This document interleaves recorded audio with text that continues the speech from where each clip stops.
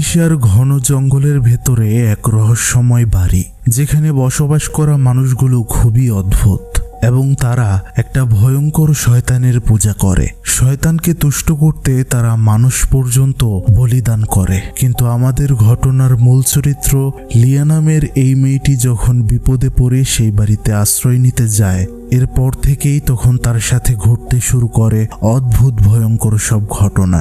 অভিশপ্ত বাড়ির রহস্য জানতে পেরে সে যখন সেখান থেকে পালাতে চায় কিন্তু পারে না। শয়তান এবং তার পূজারীরা তার পেছনে পড়েছে। এরপর কি হয় তা তো জানতে পারবেন সম্পূর্ণ এই ভিডিওটি দেখলেই। কিন্তু এই ঘটনার শেষে যে টুইস্ট রয়েছে তা একদমই আনপ্রেডিক্টেবল, যা আপনার মাথা ঘুরিয়ে দেবে বন্ধুরা।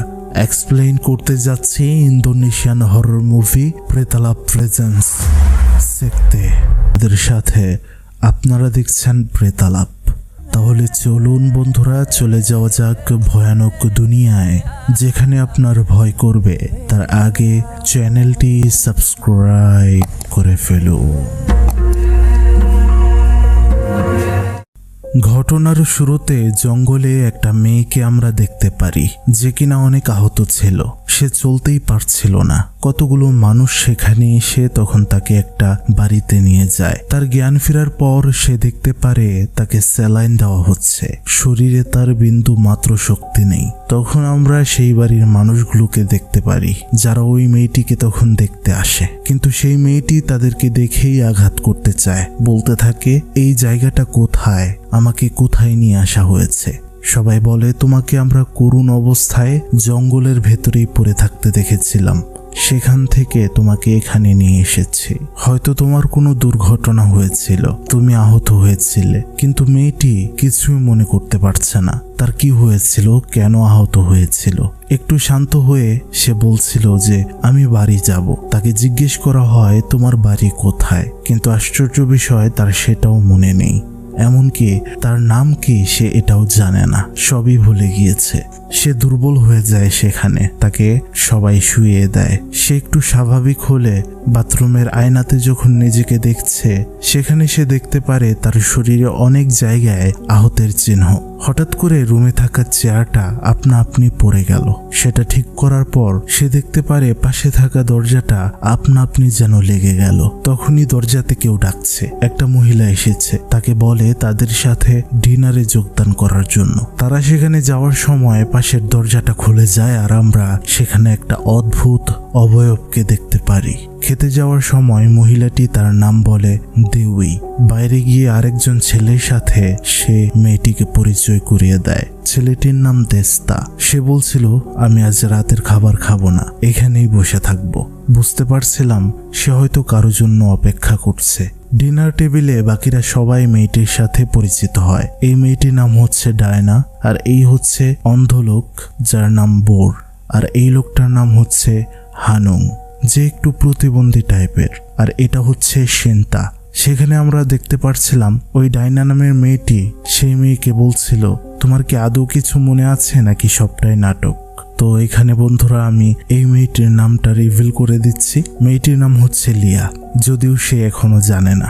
তবে গল্প বোঝানোর জন্য আমি আগেই বলে দিলাম। লিয়া সবাইকে জিজ্ঞেস করেছিল, আমাকে কি অবস্থায় পেয়েছিলেন আপনারা, আমার কি হয়েছিল আসলে। দেউই বলে, তোমাকে অনেক আহত অবস্থায় আমরা পেয়েছিলাম, কিন্তু কিভাবে কি হয়েছে তোমার, এটা তো তুমিই জানো, আমরা জানি না। আমরা শুধু তোমাকে সাহায্য করতে চাইছি। দেউই সেখানে বলছিল, কোনো সমস্যা নেই, তুমি যতদিন পর্যন্ত ভালো করে সুস্থ না হও ততদিন এখানে থাকতে পারো। আমরা তোমার যত্ন নেওয়ার চেষ্টা করব। খাওয়া দাওয়া শেষ করে যখন নিজের রুমে ঘুমাচ্ছিল লিয়া, হঠাৎ করেই তার দরজা কেউ ধাক্কা দিতে শুরু করে। সে আওয়াজ শুনে বাইরে বের হয়ে দেখতে পায় সেখানে কেউ নেই। কিন্তু হঠাৎ করেই তার পাশে থাকা দরজাটা খুলে যায় আর এটা হয়। সে তো প্রচন্ড ভয়ে ঘুম থেকে উঠে পড়ে, মানে এটা একটা স্বপ্ন ছিল। পরদিন সকালবেলা দেউই জায়গাটা ভালো করে ঘুরে দেখাচ্ছিল তাকে। লিয়া দেউইকে বলছিল, এই জায়গাটা দেখে তার কোনোভাবেই বাড়ির মতো মনে হয় না। দেউই বলে, মনে না হলেও এটাই আমাদের বাড়ি। যাদের পৃথিবীতে কেউ নেই তাদের জন্য এই জায়গাটা। দেউই হানুংকে দেখিয়ে বলে, এই যে তাকে দেখতে পাচ্ছ, তাকে সমাজ ভালোভাবে কখনো অ্যাকসেপ্ট করেনি। তার বাবা মা তো তাকে মনে করতো একটা বোঝা, ভাবতো কোন পাপের কারণে এমন ছেলে জন্ম হয়েছিল। এসবে তার খুবই খারাপ লাগতো, কিন্তু এইখানে সে খুব শান্তিতে রয়েছে। তারা হাঁটতে হাঁটতে ঘরের ভেতরে চলে যায়।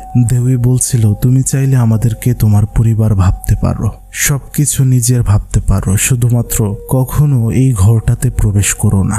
লিয়ার বিষয়টা অদ্ভুত লাগে। হ্যালো বন্ধুরা, আজকে তোমাদের সাথে একটি প্ল্যাটফর্মকে পরিচয় করিয়ে দেব, যেটা আমি কমেন্টে পিন করে দিয়েছি। এই প্ল্যাটফর্মে স্পোর্টস খেলা উপভোগ করার পাশাপাশি অনুমান ও থাকবে গেমের অংশ। এখানে সবকিছু সহজ, ঝামেলাহীন এবং সেফভাবে করা যায়। তুমি খুব সহজেই বিকাশ, নগদ, রকেট দিয়ে ডিপি করতে পারবে। এছাড়াও এখানে রয়েছে অসংখ্য গেমস, যেটা দিবে তোমাকে অন্যরকম এক্সাইটমেন্ট ও থ্রিল। যদি তুমি তোমার স্পোর্টস স্কিল যাচাই করতে চাও, তাহলে এটাই হতে পারে তোমার জন্য বেস্ট একটি প্ল্যাটফর্ম। আমি কমেন্টে সকল নির্দেশনা ও ধাপগুলো পিন করে দিয়েছি, একবার দেখে নিও। মিস করলে কিন্তু আফসোস করবে। আর হ্যাঁ, আমার প্রোমো কোড প্রেতালাপ দিয়ে রেজিস্ট্রেশন করলে সেখানে কিন্তু আরো অনেক উপহার থাকছে। বাই দ্য ওয়ে, এই সমস্ত জায়গায় না যাওয়াটাই বেটার। বাইরে বের হয়ে তারা দেখতে পারে দেস্তা একা একা বসে আছে। লিয়া দেওয়ীকে জিজ্ঞেস করে তার কি হয়েছে, সে এখানে কেন। দেওয়ী বলে, তুমি নিজেই জিজ্ঞেস করে নাও না। লিয়া যখন সেখানে গিয়ে জিজ্ঞেস করে, দেস্তা এখানে কি করছো, কি হয়েছে তোমার? দেস্তা বলে, আমি অপেক্ষা করছি আমার বাবা মায়ের এখানে আসার। লিয়া জিজ্ঞেস করলো তারা কখন আসবে, কিন্তু দেস্তা তা বলতে পারছিল না। লিয়া জিজ্ঞেস করলো, তুমি এখানে কেন এসেছো? দেস্তা বলে, আমি একটু অন্যরকম। পুরুষদের নারীদেরকে পছন্দ করা উচিত, কিন্তু আমি ব্যতিক্রম। যখন এটা আমার বাবা মা জানতে পারে, তাদের খুবই লজ্জা হচ্ছিল। আমার সাথে তারা খারাপ ব্যবহার করতে শুরু করে, যেন পৃথিবীতে আমার থেকে নিকৃষ্ট আর কেউ নেই। তুমি জানো, আমার শুধু নীল রঙের লকেটটার কথা মনে আছে। এতদিন হয়ে গেল, মায়ের মুখটাও ঠিকঠাক ভাবে মনে রাখতে পারছে না। এটা বলে সে কাঁদতে থাকে। লিয়া দেস্তাকে সান্ত্বনা দেয়, বলে তারা অবশ্যই তোমাকে নিতে আসবে। রাতে যখন লিয়া ঘুমাচ্ছিল, জানালা দিয়ে বাতাস হচ্ছিল অনেক। সে জানালা বন্ধ করার পর দেখতে পারে দরজার সামনে এসে কান্নাকাটি করছে দেস্তা। সে বলছিল তার অনেক একা লাগছে। তখন লিয়া দেস্তাকে তার সাথে ঘুমাতে দেয়। যেহেতু তার মেয়েদের প্রতি কোনো আকর্ষণ নেই, তাই কোনো প্রবলেম নেই। হঠাৎ করেই তার ঘুম ভেঙে গেল। পাশ ফিরে দেখতে পেল দেস্তা সেখানে নেই। নিচে নেমে এসে সে দেখতে শুরু করে।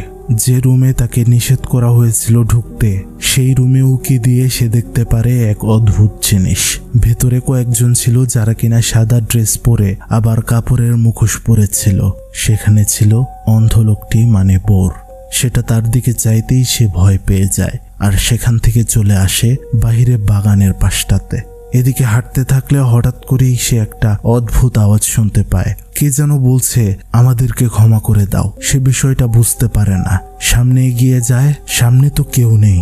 পেছনে চাইতেই সে দেখতে পারে দুইটা বৃদ্ধা পুরুষ আর মহিলা, যারা কিনা তার কাছে ক্ষমা চাইছিল, যাদের চোখ ছিল একদমই সাদা বর্ণের। সে তো খুবই ভয় পেয়ে যায় আর দৌড়াতে শুরু করে। তখনই কারো পায়ের সাথে তার ধাক্কা লাগে, আর সামনে চেয়ে সে দেখতে পারে সেটা আর কারো পা নয়, গাছের মধ্যে ঝুলে রয়েছে দেস্তার দেহ। সে মারা গিয়েছে। কিভাবে এমনটা হলো? আমরা দেখতে পারছিলাম দেস্তা মারা যাওয়ার পরে সবাই খুবই কান্নাকাটি করছিল। সকাল হয়, তারা সবাই খাবার খাচ্ছে। লিয়া তখন তাদেরকে জিজ্ঞেস করে, দেস্তার বডির সাথে কি করা হবে? তারা সবাই বলে, এখানেই দাহ করা হবে তাকে। লিয়া বলে, এটা কোনোভাবেই ঠিক নয়, তার পরিবারকে জানানো উচিত। কিন্তু সিন্তা, দেওয়ী তারা বলছিল তার পরিবার বলতে আমরাই, আর কেউ না। এই কথাটা অনেক খারাপ লাগে লিয়ার। সে বলে, এটা ঠিক নয়। এটা বলে খাবার থেকে উঠে চলে যায়। সিন্তা আর দেওয়ী তাকে আটকায় আর বলে, তুমি কোথায় যাচ্ছ? লিয়া বলছিল, আমার এখান থেকে চলে যাওয়ার সময় হয়েছে, হয়তো আমার আপনজনেরা আমাকে খুঁজছে। তখন তারা বলে, তোমার শরীর অসুস্থ, কিছুদিন এখানেই থেকে যাও। রিয়া বলছিল, বাহিরে আমি হসপিটালে ভর্তি হব। দেওয়ী বলে, তোমার কাছে কি টাকা আছে? কোনো হসপিটালেই চিকিৎসা করতে পারবে না টাকা ছাড়া, আর এখানে তোমাকে আমরা দেখে শুনে রাখবো। সিনটা বলে, আর কিছুদিন থাকো আমাদের সাথে, তুমি ভালো হয়ে গেলেই তুমি যেখানে যেতে চাও আমরা সেখানেই তোমাকে নিয়ে যাব। লিয়া রাজি হয়। এদিকে ঘর থেকে যখন বের হচ্ছিল লিয়া, হানুং তখন সামনে দাঁড়িয়েছিল। অদ্ভুতভাবে সে লিয়াকে বলছিল, আমি তোমাকে একটা গোপন কথা বলতে চাই। এটা বলে সে লিয়ার হাতে একটা পাথর দেয়। সেখানে তখন সিনটা আসলে লিয়া সেটা লুকিয়ে ফেলে। সন্ধ্যা সময় যখন ঘরে বসে এই পাথরটা আনমনে দেখছিল লিয়া, কিন্তু সে এটাতে বিশেষ কিছুই খুঁজে পায় না। জানালা দিয়ে এটা বাহিরে ফেলে দেয়। তখনই আজব এক কাণ্ড ঘটে। আবারও বাহির থেকে সেই পাথরটা কেউ যেন ভেতরে ছুঁড়ে মারল। এটা কিভাবে হলো? সে বাহিরে কাউকেই দেখতে পায় না। পাথরটা আবারও ছুঁড়ে ফেলে জানালাটা লাগিয়ে দেয়, কিন্তু জানালার কাঁচ ভেঙে এবার আবারও পাথরটা চলে আসে ভেতরে। দরজা খুলতেই সে দেখতে পারল অনেকগুলো পাথর, যেগুলো লাইন ধরে কেউ বিছিয়ে রেখেছে। সে তখন পাথরগুলোকে অনুসরণ করতে করতে বের হয়ে অন্য ঘরের সিঁড়ির উপরে উঠছিল। সিঁড়ির উপরে থাকা দরজাটা হালকা খুললে ভেতরে সে একটা অদ্ভুত কিছু দেখতে পারে। কিন্তু সে যখনই পেছনে চায় দেখতে পারে একটা অদ্ভুত জিনিস, যেটা কিনা ঢাকা ছিল একটা চাদরের নিচে। সেটা ভয়ঙ্কর শব্দ করে এগিয়ে আসছিল। সে তখন অনেক ভয় পেয়ে যায় আর উপরের ঘরে গিয়ে নিজেকে বন্ধ করে ফেলে। ভেতরে সে অদ্ভুত কিছু দেখতে পারে। সেখানে অনেক মানুষের দেহ পড়েছিল। কাপড়ে মোড়ানো নিঃশব্দ দেহগুলো কি যেন বলতে চাইছিল। সে যখন একটা কাপড় সরায় দেখতে পারে একটা লাশ, তার গলাতে ছিল একটা নীল লকেট। তখন তার পেছনে আমরা দেখতে পারছিলাম একটা লাশ উঠে দাঁড়ায় আর একটা তো তার হাতেই ধরে ফেলে। সে তো খুবই ভয় পেয়ে যায়, সেখান থেকে পালাতে চায়, কিন্তু দরজা তো আটকানো। পেছন থেকে সেই লাশটার কাপড়টা সরে যায়, সেটা তাকে বলছিল দৌড়াতে। দরজাটা খুলে গেলে সেখান থেকে সে দৌড়ে চলে আসে। মূলত বন্ধুরা, এই ঘরে যারাই ছিল তারা সবাই ছিল মৃত। লিয়া এসব দেখে নিজেকে ঠিক করতে থাকে, মাথায় পানি দেয়। তখনই সে দেখতে পারে তার হাতে লেগে সেই লাশের গলার নীল লকেটটা চলে আসে তার কাছে। এতক্ষণে সে বুঝে গিয়েছে সেই বাড়িটা স্বাভাবিক নয়। সে বেরিয়ে বাইরে চলে আসে, সিদ্ধান্ত নেয় এখান থেকে সে পালাবে। কিন্তু গেটটা তো লাগানো। চাবিটা আছে কার কাছে? চাবিটা ছিল সেই বড় নামের লোকটির কাছে, অন্ধ ব্যক্তি। গেটের পাশে থাকা একটা রুমে গিয়ে সে দেখতে পারে বোর ঘুমাচ্ছে। সে তার কাছে গিয়ে চাবিটা খুঁজতে শুরু করে, কিন্তু পাচ্ছিল না। তখন সে সামনে থাকা অন্য রুমে গিয়ে একটা চাবি পায়। চাবিটা নিয়ে সে বের হওয়ার সময় দেখতে পারে জেগে রয়েছে বোর। অলরেডি সে বুঝে গিয়েছে কেউ চাবি নিতে ঢুকেছে এখানে, কিন্তু সে তো আর চোখে দেখে না, যেটার ফায়দা নেই লিয়া। সে চুপ করে বসে থাকে যেন বোর টের না পায়। কিন্তু এভাবে আর কতক্ষণ? সে তখন একটা কাঠ দিয়ে বোরের মাথায় আঘাত করে আর সেখান থেকে চলে আসে, গেট খুলতে শুরু করে, কিন্তু বোরের কিছুই হয় না।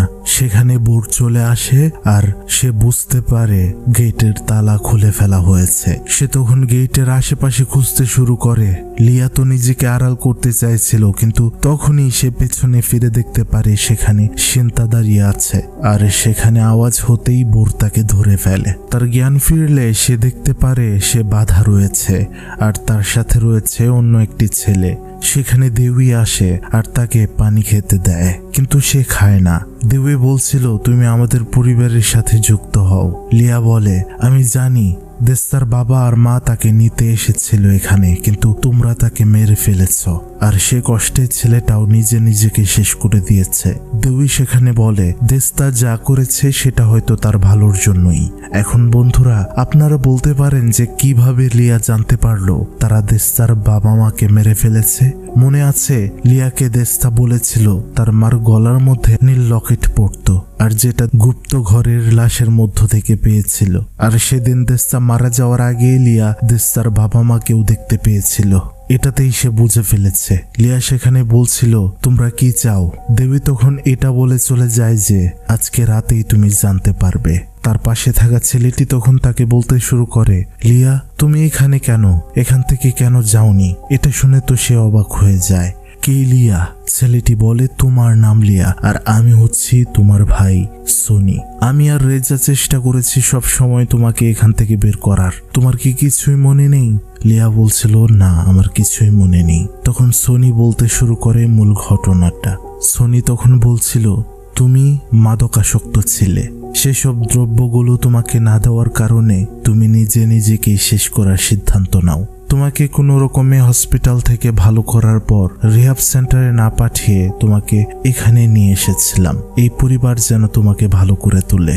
এমনটা লোকমুখে শোনা যায়। যারা কিনা একটু ভারসাম্যহীন তাদেরকে ঠিক করে তোলে তারা। তোমাকে এখানে দিয়ে আমরা চলে গিয়েছিলাম, প্রায় বছর হয়ে যায়, কিন্তু তোমার খোঁজ আমরা পাই না। এখানে আসলে তোমার সাথে দেখা করতে দিত না, যেটা নিয়ে আমি আর তোমার বয়ফ্রেন্ড রেজা অনেক চিন্তিত ছিলাম। তোমাকে এখান থেকে নিয়ে যেতে চাইছিলাম, কিন্তু তখন নিজেই তুমি এখান থেকে যেতে চাইছিলে না। এরপর আমি আর রেজাও এখানে যোগ দেই। কিছুদিন পর আমরা জানতে পারি এটা একটা শয়তানি সম্প্রদায়। যারা এখানে একবার যোগ দেয় তারা আর কখনো এখান থেকে বের হতে পারে না, তাদের সাথেই থাকতে হয়। আর তারা এক সময় তাদের নিজেদের সদস্যদেরকে এই শয়তানের জন্য বলি দেয়। তখন আমরা এখান থেকে পালাতে চেষ্টা করলাম এটা জানার পর, কিন্তু তারা তোমার বয়ফ্রেন্ড রেজাকে সেখানেই নির্মমভাবে শেষ করে দিয়েছিল, যেটা আমি সহ্য করতে পারিনি, কারণ সে আমার বন্ধু ছিল। আমি তোমাকে বাইরে পাঠিয়ে দেই এবং তাদের সাথে এখানে একাই লড়াই করি, কিন্তু আমাকে তারা আটকে ফেলে। দেখা যায় এই সম্প্রদায়টি আমরা যতটুকু ভেবেছিলাম এর থেকেও বেশি ভয়ানক, তাই তারা তোমাকেও আবার এখানে নিয়ে আসতে পেরেছে। লিয়া বলছিল, এখন আমাদের তাহলে কি করা উচিত? সনি বলে, আমরা যেখানেই যাই না কেন শয়তান আমাদেরকে যেতে দেবে না। একটি শুধু উপায় আছে আমরা এখান থেকে বাঁচতে পারবো, তা হলো তুমি যদি তাদের মা মানে সেই শয়তানকে মেরে ফেলতে পারো। লিয়া তখন বলছিল, আমি কেন পারবো? সনি বলে, তুমি একমাত্র যে কিনা শয়তানের রিচুয়াল করার সময় তার সব থেকে কাছে যেতে পারতে। লিয়া বলছিল, সেটা সে পারবে না, সে কিভাবে মানুষকে শেষ করবে? তখন তার ভাই সনি তাকে বলে, তাদের মা মানুষ নয়, এটা শয়তান। তারপর আমরা দেখতে পারি সেই শয়তানের রিচুয়ালের রুমে সম্প্রদায়ের সবাই মাথায় কাপড়ের মুখোশের মতো পরে নিচ্ছিল। লিয়া আর সনির কাছে তখন সিন্তা আসে আর তাদেরকে এখান থেকে বের হয়ে যাওয়ার জন্য গেটের চাবিটা আর একটা ছুরি দেয় আর বলে এই সুযোগটা কোনোভাবেই মিস করা যাবে না। আর সিন্তা লিয়াকে বলে এটাই একমাত্র সুযোগ তাদের মা মানে সেই শয়তানকে শেষ করে দিতে, তাহলেই আমরা শুধু বাঁচতে পারবো। মানে এখানে বোঝা যাচ্ছিল সিন্তা ভালো মানুষ, তাদের সাহায্য করতে চাইছিল।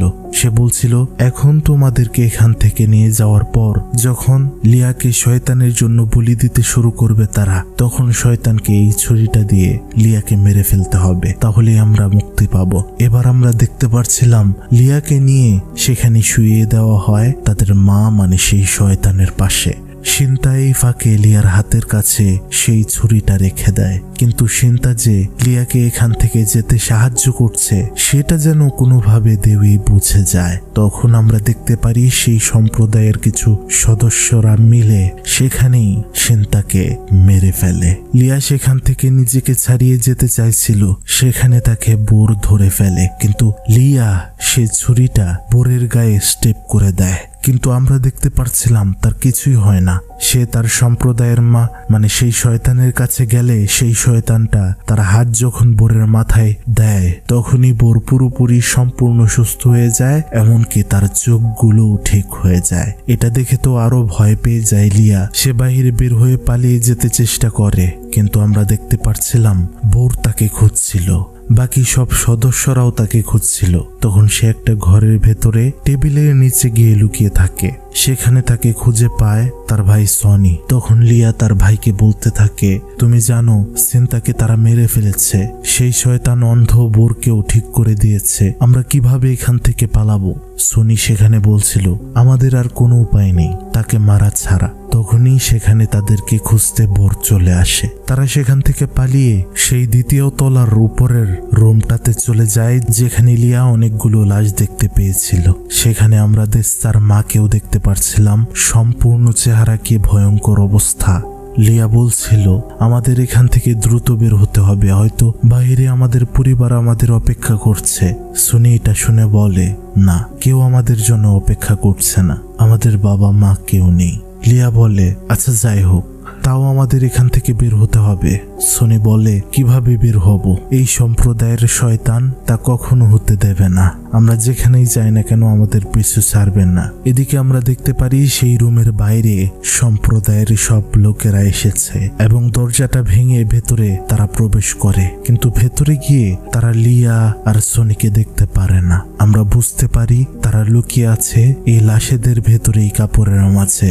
ডাইনা কাপড়গুলো যখন সরিয়ে দেখছিল লিয়ার উপর থেকে কাপড় সরাবে, তখনই সনি পেছন থেকে একটা কাপড় নিয়ে ডাইনিকে জড়িয়ে ফেলে দেয়। আর তখন তাদের মধ্যে সেখানে অনেক ফাইট হয়, কিন্তু কে জেতে কে হারে তা আমাদেরকে দেখানো হয় না। আমরা শুধু দেখতে পারি সেখান থেকে আহত অবস্থায় বের হয়ে আসছে লিয়া আর সনি। তার মানে কি তারা তাদেরকে হারিয়ে দিয়েছে? কিন্তু সেখানে চলতেই পারছিল না সনি। সে বলছিল, আমরা এইভাবে আর কতক্ষণ পালাবো? যেভাবেই হোক লিয়া, তোমার এই সম্প্রদায়ের মা শয়তানকে শেষ করতে হবে। তখনই সেখানে বোর আসে, যেটা দেখে লিয়া লুকিয়ে পড়ে পাশেই একটা ডেস্কের ভেতরে। সনিকে বোর সেখান থেকে টেনে নিয়ে যাচ্ছিল।